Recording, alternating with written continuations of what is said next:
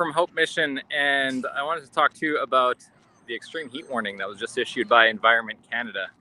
I'm outside here and I'm surrounded by these seagulls making a lot of noises. You might be hearing them a little bit in the background. And for most of us, when we hear the sound of seagulls, we might think about, especially when there's a heat warning, think about, going to spend some time at the lake. Tomorrow's Canada Day, and many people have the day off.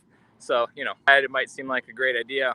But when people don't have a home, extreme heat warnings is not something that is very pleasant at all. In fact, it's very dangerous.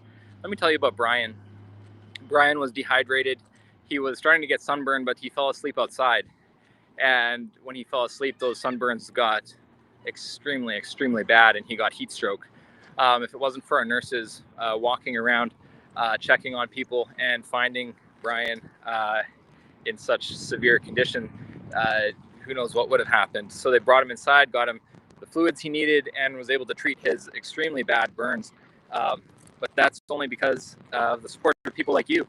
The heat is supposed to get up into the 30s over the coming days, and there's going to be a lot of people like Brian that are in need of support, in need of help, and that's something that we rely on people like you to be able to provide, is that kind of support, that kind of help, to help hand out water, to provide meals, to provide the kind of care that's needed to help those in need.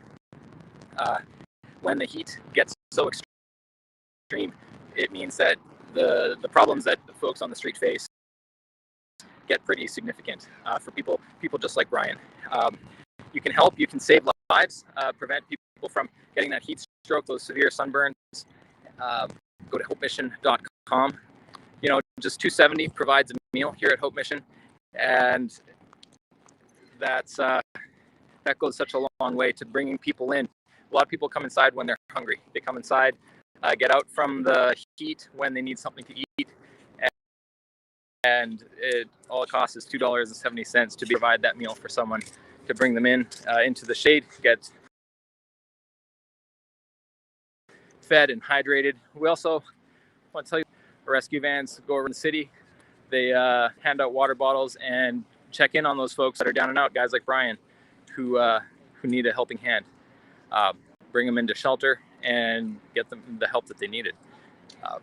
So you can help today. Go to hopemission.com, and you can make a difference in someone's life today.